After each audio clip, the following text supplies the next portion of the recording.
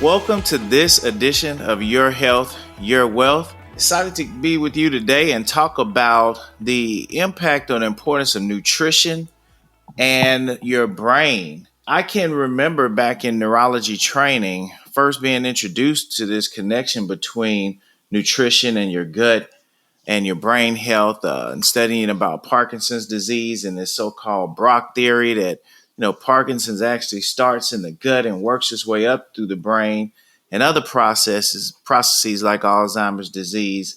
So I'm excited today to welcome my guest, Dr. Partha Nandi. And Dr. Nandi is a gastroenterologist and clinical professor of medicine at Michigan State University and president of the Pinnacle GI Partners. He is also the host of a Emmy award-winning show, The Nandi Show, and best-selling author. And today we're going to talk about the connection between your gut and your brain.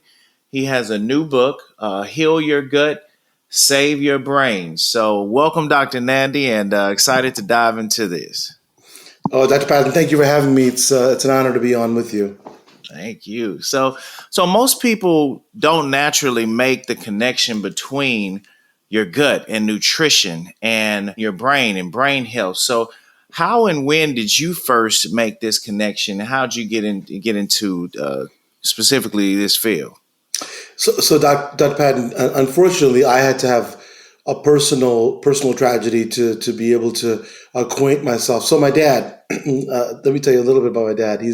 He was my first, hero. My dad was like a unicorn. He was a Renaissance man. So if you ever drive down the road at night and you see, these reflective tape on the sides, the little white lines that prevent you from going off the road. Yeah. Well, my dad made that. He would work with the U.S. Air Force. If they had a runway that was bombed, he'd make a polymer that in 30 minutes, it would create a runway that was even stronger. So he was just an amazing person. He was very healthy, Dr. Patton. He was, never hospitalized, always, just a guy who was always strong. And then, for me, what happened was this incredible man suddenly had a stroke. He was doing well, and then one night he had a stroke. And strokes can take different forms, but his was a devastating stroke.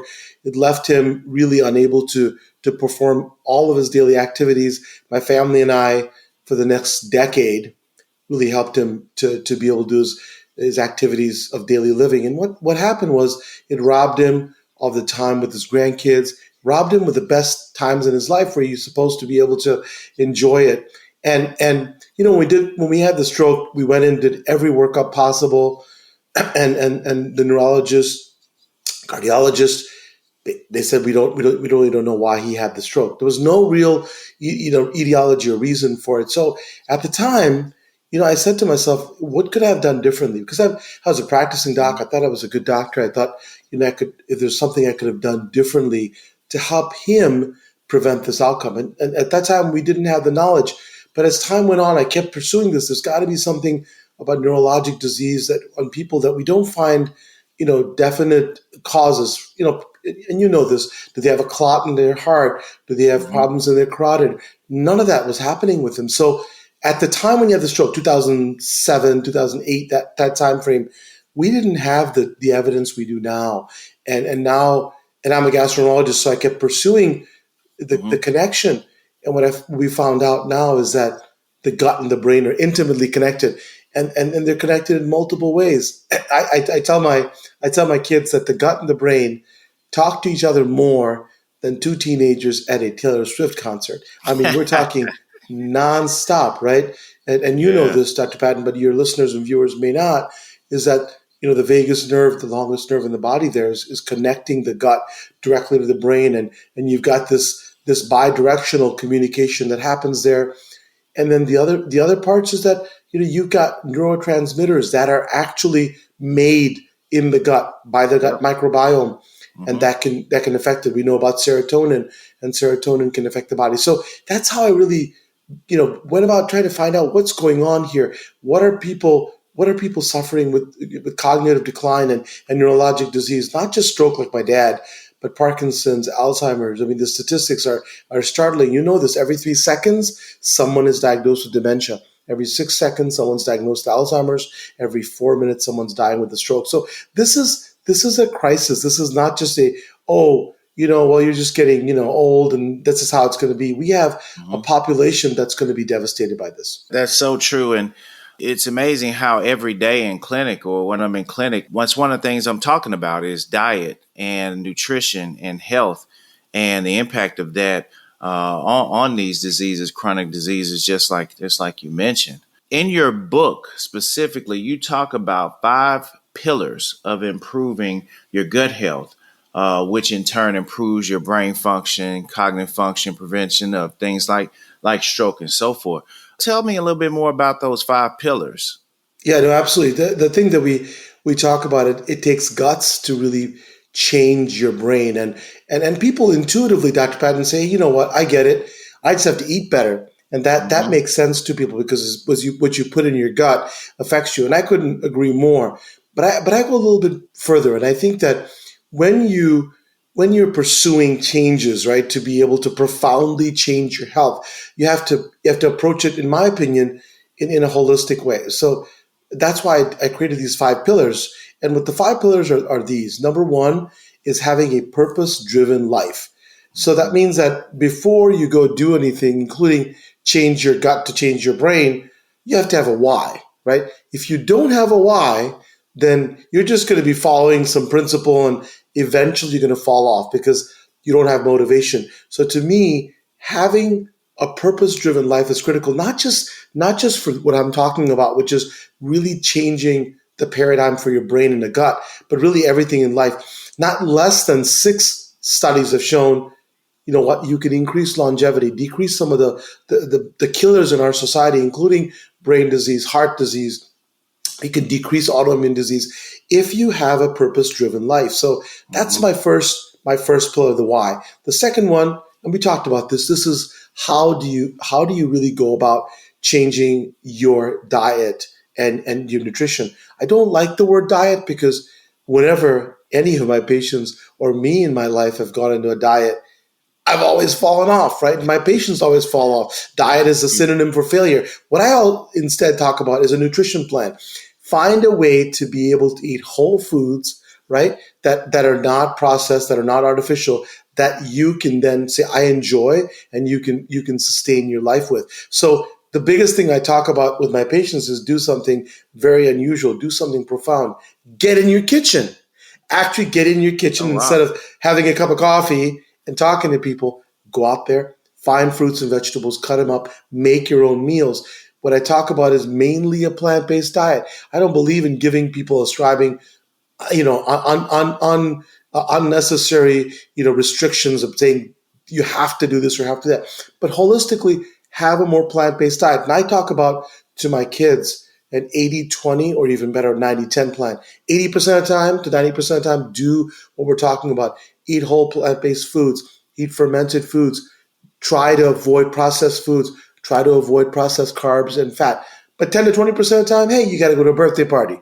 You got to go to an event, right? You got to live life. So that way, if you're doing the 80-20 or 90-10 rule, you're still doing better than 95% of our Western culture right now. So if you have to prescribe a diet and people like to have some direction, I would say the Mediterranean diet is probably the best one that I would describe, because what you're doing is you're feeding your gut and your microbiome. We can talk about the microbiome in a minute, but your microbiome, the trillion-member army in your intestines, the best stuff to be able to make them proliferate and grow. So that's my second pillar, which is food and nutritional intake. The third one is movement, but not just movement with purpose. So Dr. Patton, I practice in a building where I can see through my window a giant fitness center. And one of my favorite hobbies in Detroit is vulture watching. And people go, wow. What do you mean vulture watching? There are vultures in Detroit? I didn't know that. Well, the kind of vultures I look at out of the parking lot, I see these vultures. They come in various forms. They come in Volkswagens, BMWs, Teslas. And you know what they're doing, Dr. Patton? They're circling that parking lot outside the fitness facility because they've got to get the closest parking spot. Because, hey, I am not going to walk before I get in that gym, right? And if possible, if somebody could pick me up out of my car and then take me directly into the treadmill and plop me on there, Yeah. that's what people call movement. Well, I describe movement as movement with purpose, meaning that if you have to walk to the gym, that's great because that's incorporating real activity into your life, right? Play with your kids, walk in your neighborhood, do gardening. That's more effective than going to the gym only 3 times a week and then the rest of the time sit on your behind in front of a couch and just zone out, right? So movement with purpose. And why is that important for what I'm talking about with gut health? The gut is a muscular organ, right? And if you have movement, what we do is we create the energy homeostasis to be able to have the gut in the best health possible. We also know that GI motility increases and you have the entire complex of how the GI tract works to be able to ensure gut health. So the third pillar is movement with purpose, not just movement arbitrarily and movement that you do only sporadically. The fourth one is important, and what you're doing here with this important work is creating a community. We are human beings, are creatures that work together. Right? The reason why we've been able to survive all these, thousands and thousands of years because we work together. And what I point to is a really very elegant experiment of sorts in Roseto, Pennsylvania, 1950s. In Roseto, Pennsylvania, Italian immigrants came in, and a physician was visiting there, saw, my God, hardly any cardiovascular disease. People living into their 80s and thriving. This is the 1950s, right? Wow. People dying of heart attacks left and right. So he said, what's going on? And after extensive study, they found one factor, and that was community. These folks in Roseto, Pennsylvania, Dr. Patton, when they said, how you doing? They actually wanted to know how you're doing. They didn't want to just have you give, I'm good, and walk away. Yeah. Nowadays, if you really tell people how you're doing, they go, oh God, I got to go. They're looking at their clock, right? They're looking at their time. We got to go. But these folks talked with each other, cooked together, had a community of support. And that's what caused them to be able to avoid diseases. And we now know with the community, you can protect gut health, you can protect brain health.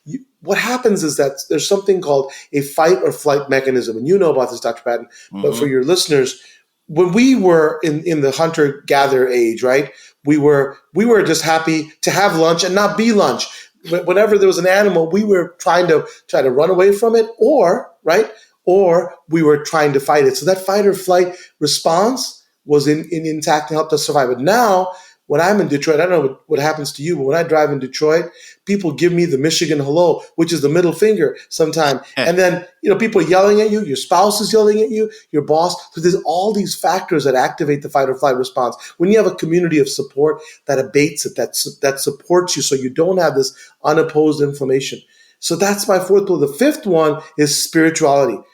I tell my patients spirituality, they go, Doc, I'm not going on top of a mountain and doing yoga. That is not me. And I got, these guys from, 6'4", 250. I'm like, but that doesn't mean you have to, go up and do yoga. It could just mean, taking a breath and stopping what you're doing. It's understanding your place in the world, whether it be prayer, which would be fine, yoga, tai chi, any kind of spirituality will be able to help decrease, again, that fight or flight mechanism. We know that the kind of milieu that's created in the body when you have spirituality supports gut and brain health. So those are my 5 pillars: purpose-driven living, a food plan, nutritional intake that's really helpful for you and your gut. Third, movement with purpose, community, and spirituality. If you do those 5, you will be a superhero. My kids, if you ever meet them, Dr. Patton, you said, what's your dad's favorite superhero? It will never be Superman. It won't be Spider-Man. It's always going to be Batman.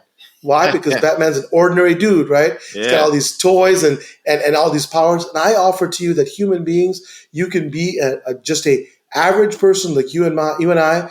And if those 5 pillars, you become a health hero, a superhero of your health, because you can really uplift your brain, your gut, your overall health with those 5 pillars. Man, I'm glad you put a name to it, because those are a lot of the same things, movement, diet, community that we counsel on every day. So that is so true. And I want to stay there about inflammation.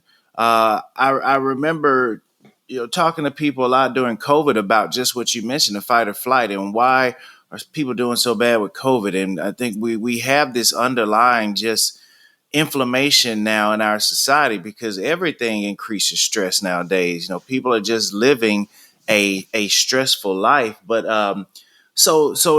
talking about inflammation, particularly with the gut and your overall health, you talk about leaky gut syndrome, and that sounds disgusting to most people. But educate us a little bit more about what exactly is leaky gut syndrome and how that affects our brain and our neurodegeneration. That's a great question. So you're right. Inflammation is the key. So in the gut wall, right, between stool on one side, right, and blood is literally one cell layer thick with a little bit of mucus to protect it. So that gut wall cannot have a bunch of inflammation happening because if it does, guess what happens? It's like holes in the cheesecloth. Stuff gets through. And it's not like big particles of stool are getting through. It's not that.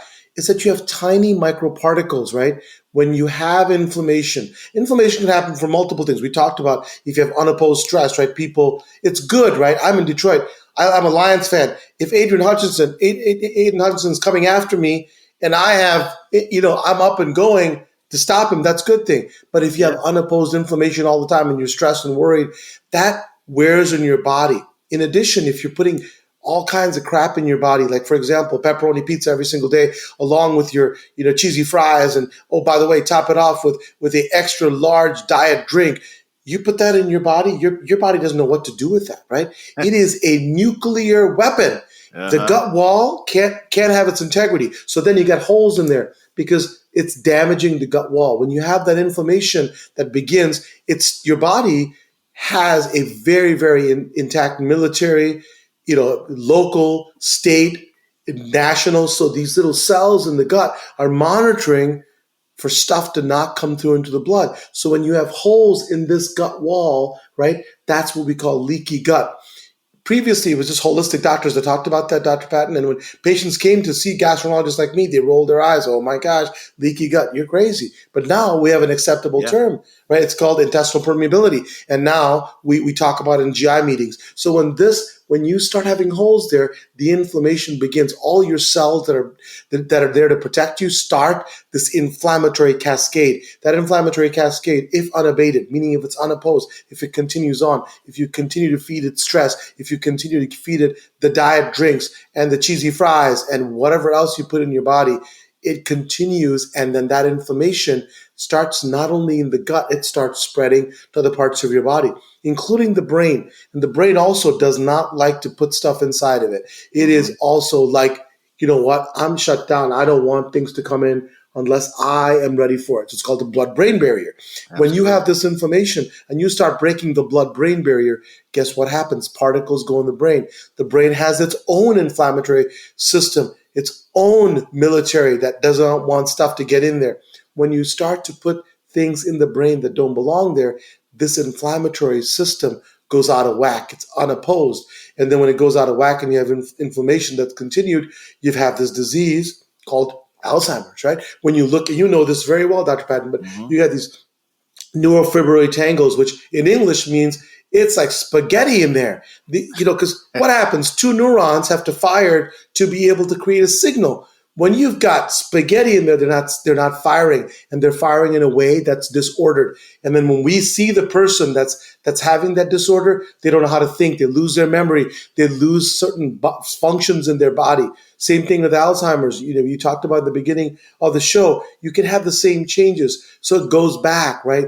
If you can prevent that inflammation by doing these things I talked about in your 5 pillars, it will then change your life. So again, it takes guts to prevent brain disease. And I mean that, is a pun, but also directly.